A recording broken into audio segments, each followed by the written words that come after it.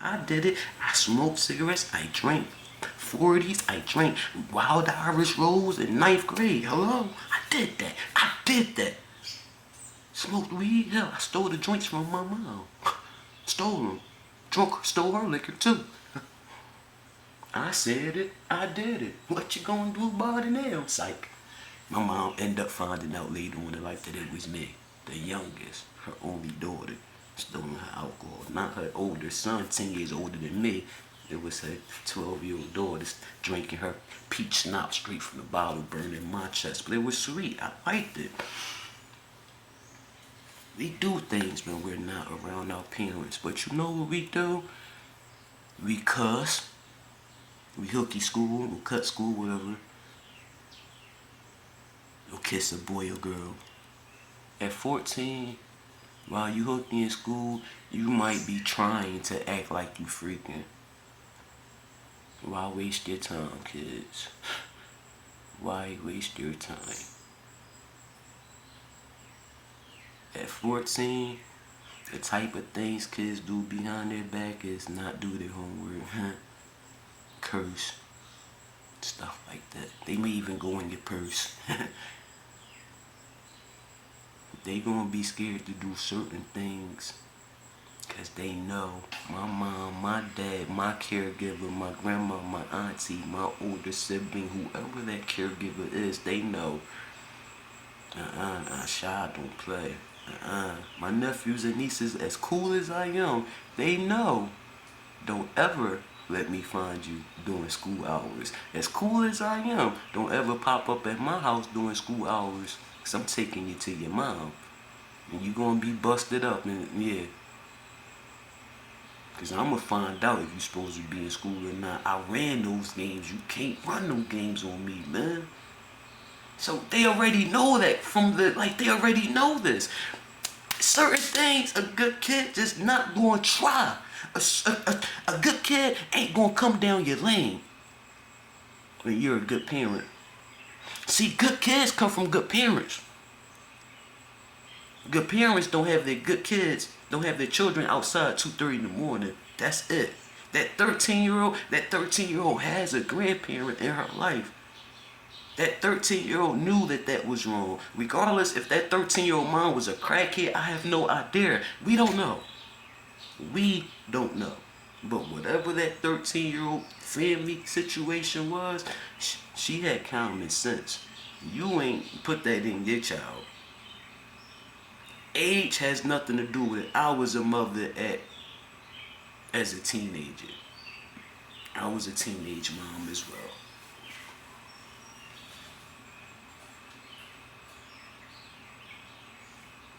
Age has nothing to do with it. I know you sound like you 15 years older than your daughter, which would make you 31, 32. You sound like that.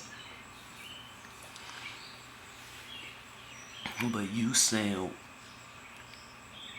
stupid compared to that 13-year-old that had the common sense to try to stop your killer kid from attacking Mr. Jones and causing his death. You sound stupid compared to a 13-year-old that had sense to call 911 when them children, including your killer kid, was out there killing Mr. Jones. You sound stupid saying she's a good kid. Good kids come from good parents or good upbringings. Good kids come from good upbringings. Good kids come from parents that would never allow their kid to be outside at 2:30 in the morning, no matter how old they are as a minor. And no matter where you are as a parent, if you in Las Vegas for the weekend and your 14-year-old is home with their friends, they know. My daughter would have known not to open that door for anyone. Y'all stay in this house. Yeah, they would have known that. They would have known that and would have been scared to do otherwise. I'm still scared of my best friends. I'm still scared of my childhood friend, mother. I'm still scared of her mother, his mom, Leslie. He knows. I tell this story all the time. I'm still scared of his mom. His mom caught me hooking in school in 10th grade. Wine makers. No, it wasn't wine makers. We was in the gallery. Yeah, we was in a store called Dr. Denim back then. You too young to know about that store. Miss Brenda walked up to me. What you doing here? That's what she said. Took me home to my mother. Yeah, her and my mother. Good friends. Might as well call them sisters. Really good friends. They worked together Monday through Friday at that school. They did things with us kids like Girl Scouts, Boy Scouts, or Boy Scouts, my brothers. After, like outside the school, they did stuff like, yeah. So Miss Brenda seen me hooking in school. She took me home, walked me home down 13th Street to my mom, 16th and Master. I was on punishment. That was in February. I was on punishment to the last day of school. Couldn't talk on the phone. Couldn't go outside. Couldn't have no company. Stay in your room. That's it. From February to the last day of school, I was in my room. I go to school, I was in my room. I hated it. I hated it. I hated it. I'm still scared of Miss Brenda. I'm on the phone. My mom passed 2 years ago. Me and Leslie on the phone. We on FaceTime. This dude walked in the room with his mom. I didn't know. I'm steady talking and cussing. I hear Miss Brenda talking to him. I said, yo, you in the room with your mom? He was like, yeah. I said, why ain't you tell me? I'm steady cussing. He was like, yo, you a grown-ass woman. I said, yo, dig this. You cuss around your mom. I don't. I cussed around my mother. Yeah, but I'm not cussing around your mom. It's like, come on, man. You a grown woman. My mom don't care. I care. I'm still scared of Miss Brenda. Nah. Nah.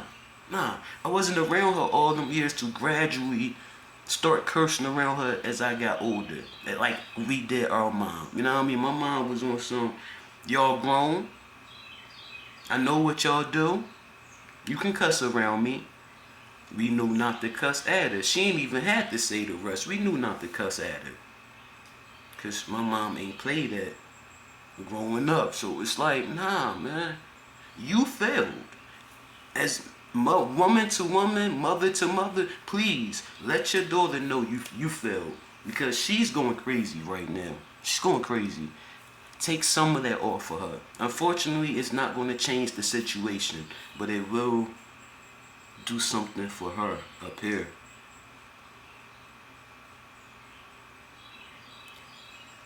Ask her, how do you feel?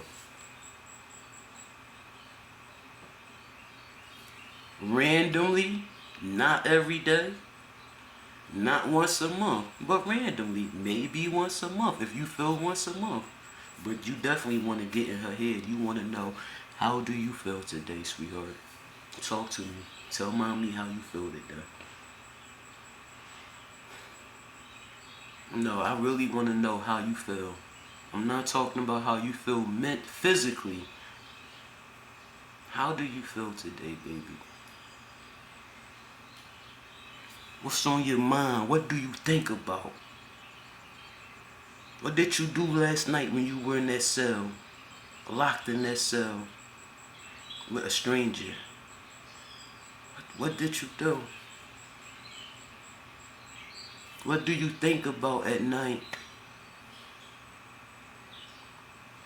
Don't forget the most important thing to talk to her about.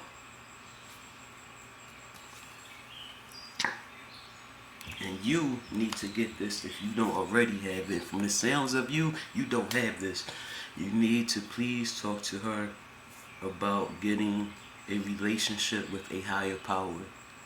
If you believe in Christianity in any form of way, start reading a Bible verse together with her. Find something small or start on any verse and read a few lines of it. Find any chapter, just start reading the Bible.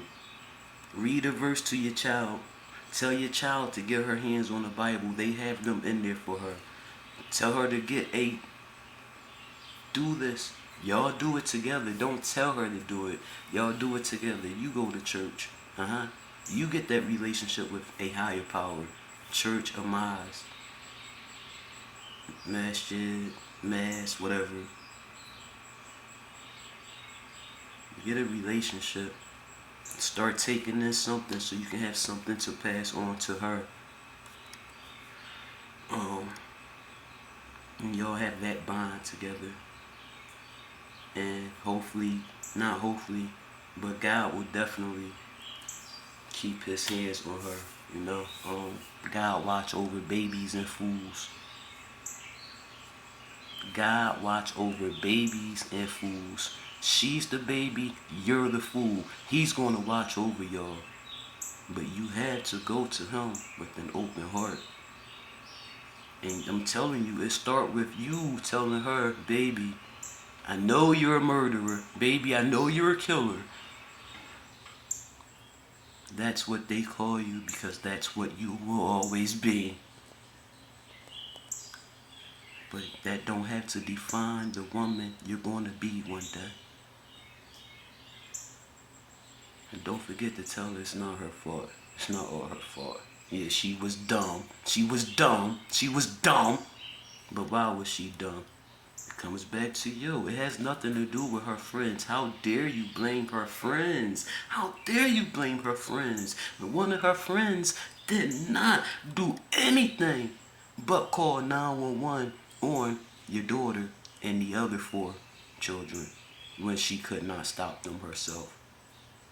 Don't blame them kids. They're kids. Blame their parents and yourself. They're children. They're dumb. They know what we teach them. My daughter was dumb hell. She still act dumb sometimes, but she's a 25-year-old woman doing quite well on her own, thankfully. I can only imagine what you're going through as a mother. I can only imagine. It's not something I want to imagine, so it's something that I could only imagine myself being in your shoes, my child and I. It's not something I want to stay in that thought long either. Nah. I hope you see this. I hope you get a chance to see this one day. The sooner the better, but it's never too late. It's never too late, 'cause I know a lot of killers. More than I should know. But again, look where I'm from the hood.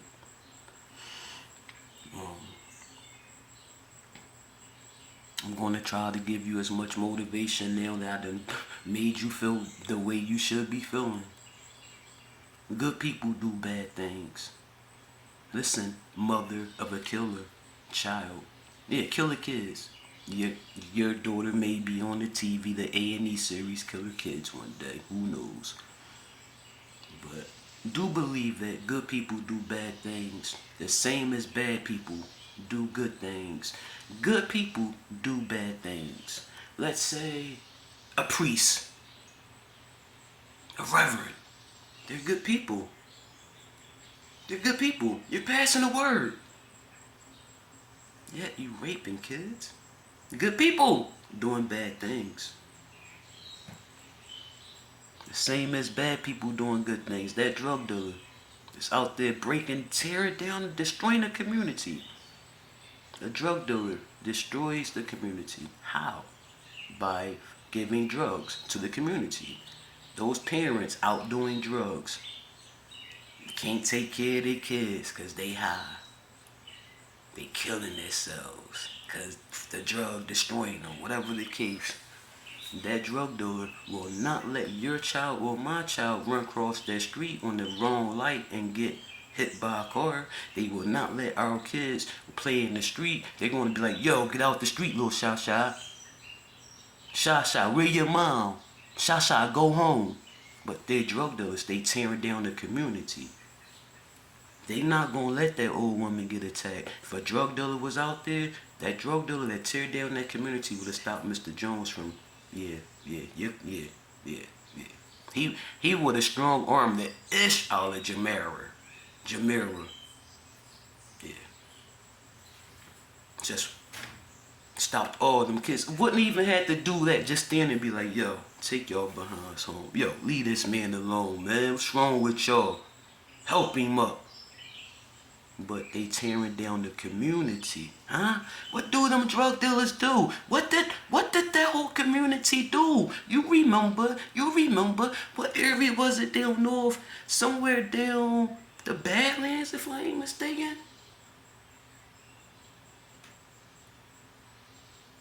The dude tried to kidnap the little girl. She walking down the street holding her 3-year-old brother hand. A 10-year-old girl walking down the street from the corner store holding her 3-year-old brother hand. Man pulled up in the car and tried to grip the little girl up. She screaming, the little boy screaming, her little 3-year-old brother screaming. The community heard it. The man tried to run. He let the little girl go. He got in his car. He tried to run. I said he tried to run. I said he tried to run. You gotta remember this story, shorty. For the rest of you watching this Facebook Live, dig it. Dig it. The community, all them drug dealers out there, they chased them down. And they dragged him out that car and they came to the end of his life when the police pulled up and they were still out there stomping and beating with pipes. Huh? The police was like, alright y'all, just let us put cuffs on him now. And they was like, alright. And they packed off and they scattered. They did what they had to do. But they drug dealers that's out tearing that community down. But thanks to him, thanks to them drug dealers that's out tearing that community down, that 10-year-old girl went home that day, her and her 10-year-old brother, her 3-year-old brother. Them drug dealers, them bad people stopped the kidnapping in progress and beat his tail for trying to kidnap her. So yeah, good people do bad things. Just like bad people do good things. Now, I said Jamira is a killer kid. She is. That's a fact. She's considered a killer kid. I never said she's a bad person. I said she's not a good kid, because that's what you said. I said she's not a good kid. I never said she's a bad person. You're a bad mother. Yeah, still today, you're a bad mother because you're not accepting your daughter's behavior that night. It only take one night. Will Smith. That slap. Erased 35 years. 32 years. I don't know. Of Will Smith. That slap erased 30-some years of my love for Will Smith. This summer has been here. It's damn near the end of July. I ain't listened to Summertime not once. That song kicks off the summer in Philadelphia. Since I was a kid, since the song came out. Summertime. Back in Philly, we be out the park. Place called the Plateaus where everybody go. Guys out hunting, girls doing likewise. Pumping at the honey in front of you with the light eyes. She turned around to see what you're beeping at. It's like the summer's a natural aphrodisiac. What? I ain't listened to that song since last summer. I will probably never listen to it again. I can't rock with Will Smith. Nothing he did. I'm an adult. I am mature. I can't get down with it. You are an adult who are not mature. Maturity means this. Maturity means the way you handle conflict proves your maturity. The way you're handling this proves you're not mature. One day in life, you're going to realize that them children, her friends you are blaming for her actions. One day you're going to realize it's not her friend's fault and that you should not have blamed her friends. Yeah.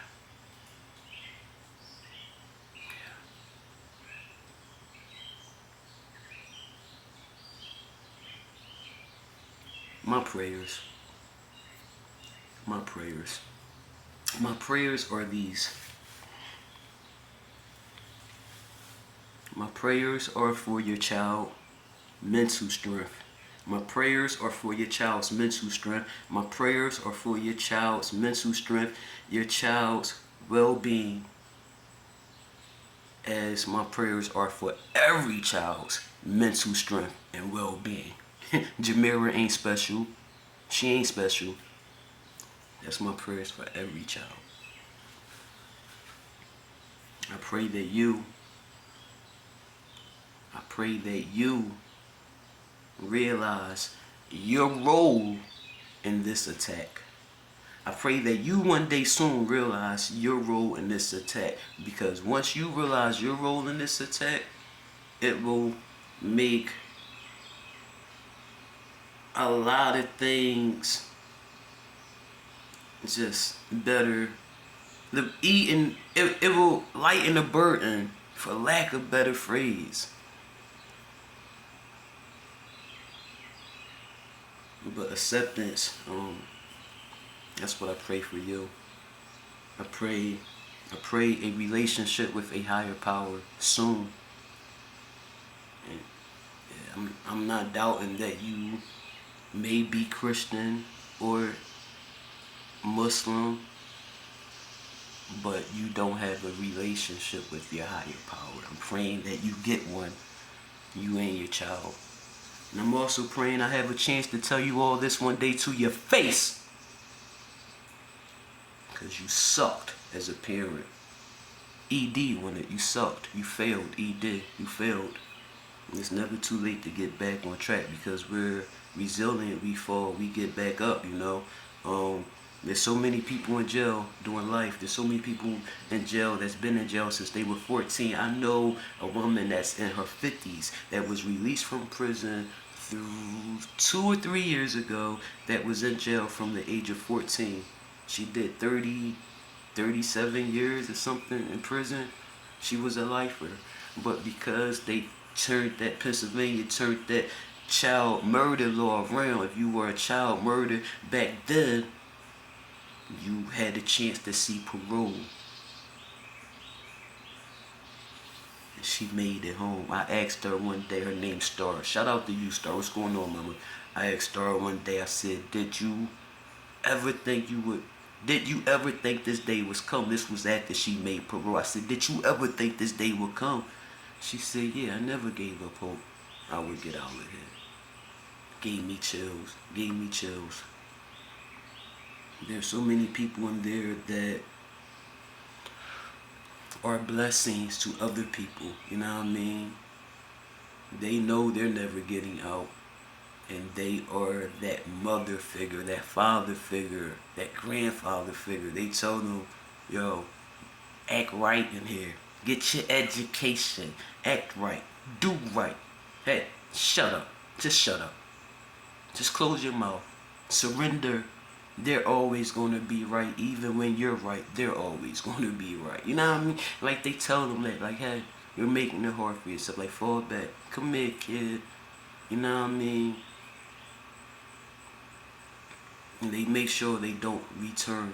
They make sure they don't return by telling them stuff like, if I had the chance to get out here, like, I've been in here 55 years. If I had the chance to get out of here and come back the same day, I would. Just to have that chance to go home, I would come right back the same day. You have the chance to go home and never come back, and you refuse to stay out of here. Like, what's wrong with you, kid? That's what they gonna tell her. Or not her, because she's a murderer. She's in there the rest of her life. But that don't make her, that don't define who she is. That don't define who she is. That don't define who she's going to be. You know what I mean? Because right now, honestly, I'm going to tell you what Jamira is. Jamira is a child in jail right now because her mother failed her. And she did not think to use her common sense as her 13-year-old friend did. Again, Miss Mom, Miss Stupid Mom. My name is Shy of everything, Shy. I'm from 16th and Master. I no longer live in Philly, but I'm close enough to Philly. I catch the train into Philly anytime I want. So remember this face. I don't have a hat. Let me grab the hat so you can see how I look with a hat, because I want you to see this face. Because I'm always in Philly. You may catch me with the hat or without a hat. Approach me, because I don't know what you look like. I don't care. But I want you to see me, because I would love to tell you this face to face. Sit tight. Sit tight. Mom of a killer kid, sit tight.